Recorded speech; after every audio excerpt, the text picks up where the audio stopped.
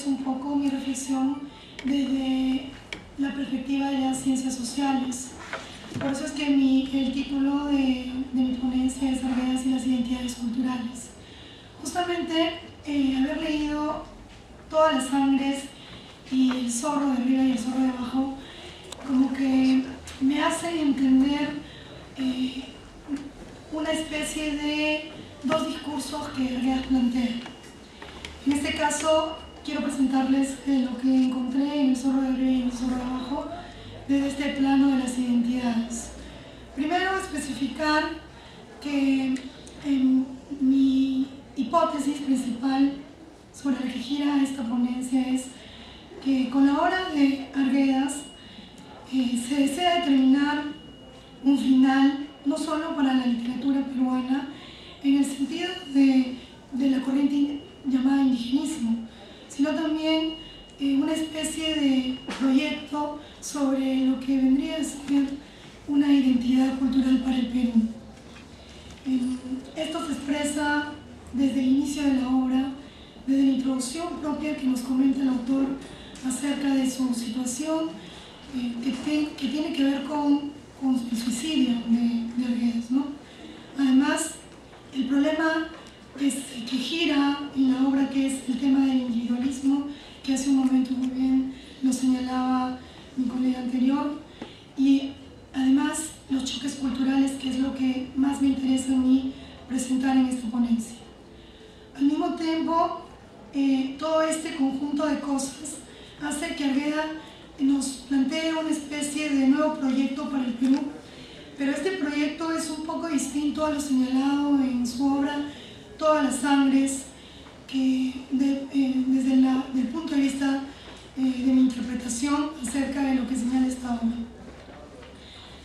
A pesar de que la obra, lo bien lo señala Arguedas, es una obra que no la concluye,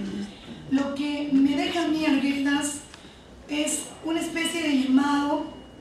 a todas las disciplinas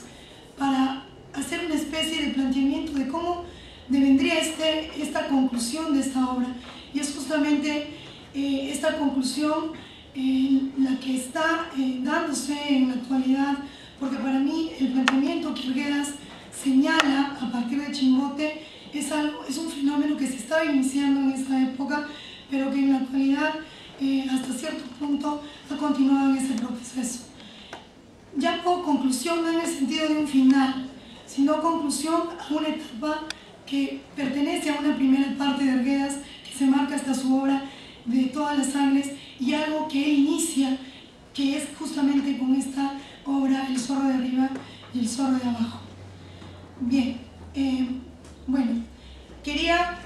recordarles de manera general cuáles son los planteamientos principales y los momentos y episodios de la obra. La obra relata la agonía de un hombre, en este caso el propio autor, que precede a su suicidio, y esto se precisa en el primer diario que inicia la obra. Luego, en el capítulo 1, aparece el personaje Chaucate, un pescador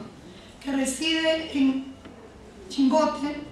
pero un Chimbote desnaturalizado por el fenómeno que trae justamente estas empresas pesqueras simbolizadas a partir de la figura de Braski. Bien, incluso Arguedas señala acerca de cómo Chimbote se encuentra en una situación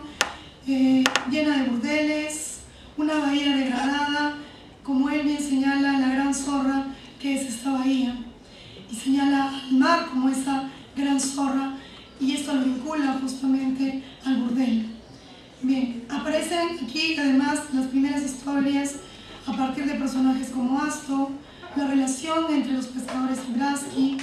las cuales se entretejen siempre con el puerto, y justamente Chimbote se presenta como el nuevo escenario de este Perú, que como le señalaba al comienzo de la ponencia, es un final para un periodo hasta Todas las sangres, donde todavía hay una gran relación hacia la tradición del mundo andino, pero Chimbote nos trae un inicio, un nuevo escenario entretejido por este conjunto de cosas. Bien, en el capítulo 2 aparece el personaje Moncada, este loco cuerdo,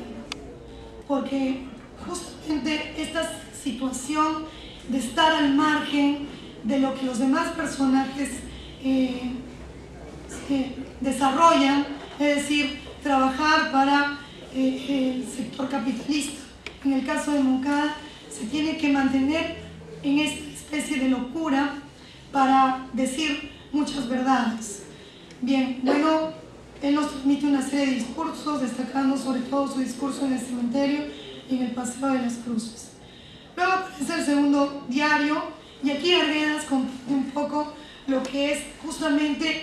el expresar este nuevo reto, que es retratar a las ciudades de la costa, porque Arguedas se siente conocedor del mundo andino,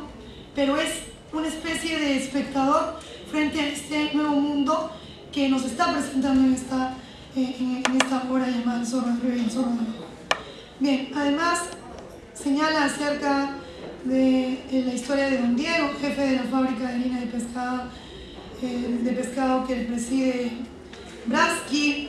el personaje Ángel Rincón, entre otros, que va a señalar acerca de lo que están viviendo justamente por estar dentro de este mundo de manera cuerda, a diferencia de Loco Moncada.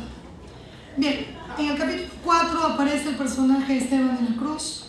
quien tiene que trabajar de diversas formas y que además es el único que le toma atención de manera seria a Loco Moncada.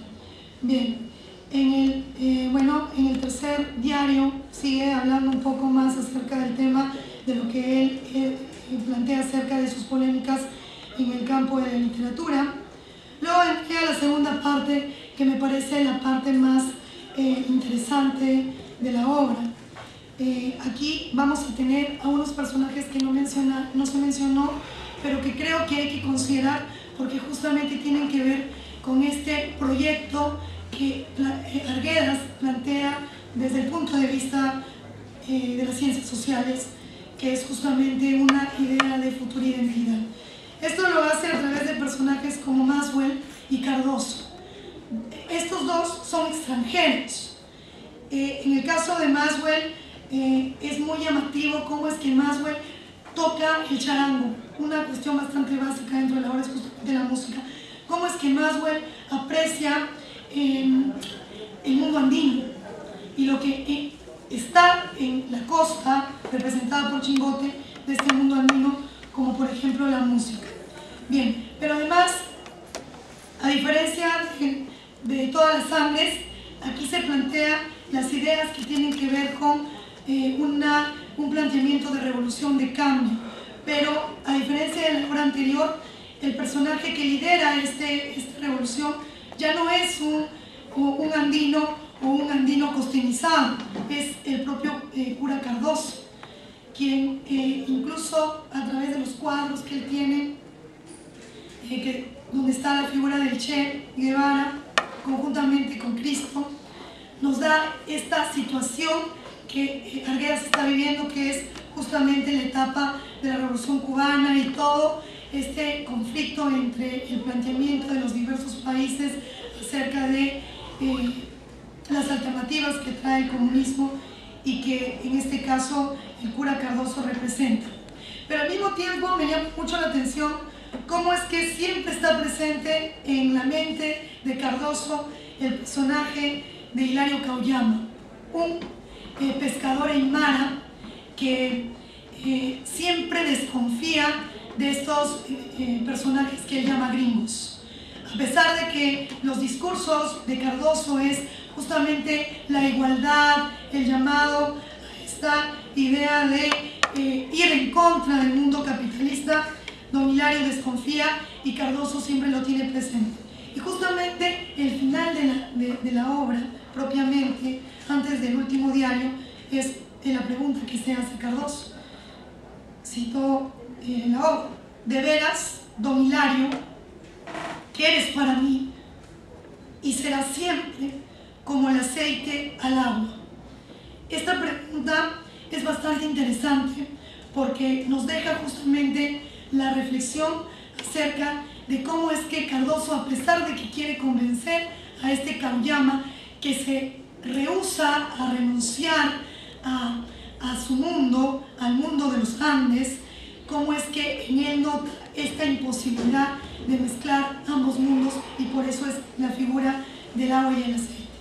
Bien, pasando propiamente a la cuestión de las identidades, la temática de la obra en análisis, desde el punto de vista de las ciencias sociales y desde el punto de vista que me ha interesado de esta obra, es justamente el problema de las identidades culturales. Y dentro de esta, los conflictos entre transculturación, los cuales están representados principalmente por el Loco Moncada, personaje costeño de ascendencia africana, pero que con sus discursos y con el planteamiento que él señala, hasta cierto punto se vuelve andino, sin renunciar a esta identidad afrocosteña. Bien, esto se puede plantear a partir de cómo el Loco Moncada asume el discurso de Esteban, que es un personaje quechua. Él es un ex campesino que está dentro de Chimbote buscando una especie de mejorar su vida, porque como se señaló en una cita anterior de la gente que me precedió, cómo es que Chimbote tiene esta idea de llamar a diversos personajes de los Andes a venir a trabajar, y eso muy bien lo maneja lo que se le conoce como la mafia. Bien, pero también la transculturación se observa en Maxwell, este intercambio cultural, este transformarse, transculturación. Maxwell, este yanqui, ¿no? Gringo, en los términos que están dentro de la obra, encantado por la cultura andina y expresado en su afán de aprender del músico Crispín. Bien, otro conflicto dentro de esta temática de las identidades es el de la asimilación, el cual yo encuentro representado en personajes como Astor, quien desea abandonar sus tradiciones, es decir, quiere dejar de ser andino, y los valores culturales propios de esta tradición andina, y reemplazarlos por los de la mayoría, es decir, el mundo de abajo, el mundo costeño. Esto se nota claramente en su discurso, donde él señala, por ejemplo, ¿no? Yo, criollo, carajo, argentino, carajo, ¿quién serrano aura? Y este discurso siempre apela a partir del dinero, el dinero como transformador, este mundo capitalista como transformador de estos personajes. Bien, también don Ángel Rincón señala cómo es que los indígenas, cuando llegan a la costa, comienzan a maltratar a sus propios hermanos. Bien, por otro lado, no me quedan pocos minutos, voy a tener que cortar mi presentación, y quería, para resumir, señalar cómo es que estas cuestiones de la identidad también lo podemos observar en don Hilario Kauyama, que le señalaba hace un momento. En este caso él es un personaje que trata de no mezclarse, trata de apartarse de este mundo, a pesar de que Chimbote impone renunciar a esta cuestión andina, pero sin embargo Hilario Kauyama hace todo lo contrario. Por otro lado, el personaje Astor simbolizaría a aquellos indios que bajan en migraciones masivas hacia Chimbote, pero que, como les decía, se someten. En el caso de otros personajes como Esteban de la Cruz, vamos a ver cómo es que él es el personaje que simboliza cómo a partir de alternativas y sobre todo sin renunciar a la cuestión andina, trata de salir adelante sin renunciar, como les señalaba, a su propia identidad, a diferencia de Astor. Bien, para finalizar, ya que como les decía, me queda poco tiempo, para mí el zorro de arriba y el zorro de abajo es muy importante para el terreno de las ciencias sociales, porque lo que Arguedas da a entender con este proyecto inconcluso es que Chimbote da cuenta de la nueva situación que está viviendo el Perú, que es justamente un proyecto a partir de la transculturación. Es decir, el buscar no renunciar a la identidad andina, a la identidad cultural andina, no renunciar a ella, pero al mismo tiempo lo que Arguedas plantea es cómo es inevitable el cambio. El cambio porque el mundo que trae el capitalismo no se puede parar. Y eso justamente es lo que tenemos ahora. Cómo es que los Andes y cómo es que los personajes que Arguedas narra se han hecho realidad. Y cómo es que está ocurriendo una especie de alternativa a esta asimilación que en un inicio se planteaba, es decir, la renuncia a la cultura andina, y cómo es que ahora, sin renunciar a la cultura andina, se ha recuperado o se ha rescatado lo positivo que tiene el mundo llamado neoliberal, y cómo es que ha habido esta transculturación, pero que al mismo tiempo Arguedas, desde mi punto de vista, plantea a partir de lo que se le conoce en el mundo de las ciencias sociales como interculturalidad, es decir, intercambiar códigos culturales sin renunciar, sin avergonzarse de lo aborigen, pero al mismo tiempo rescatando lo positivo que tiene en este caso el mundo capitalista. Eso es lo que desde mi punto de vista da cuenta esta obra. Por eso es importante leerla y por eso es importante acudir al llamado de Arguedas, que es justamente la idea que él plantea, que con él se inaugura algo nuevo, algo que él no va a observar, pero que creo que los diversos investigadores desde todos los puntos de vista podemos plantear, porque Arguedas no solamente es una cuestión novelesca o una obra que queda desde lo imaginario.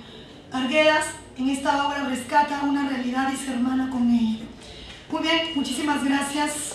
por su atención. Gracias.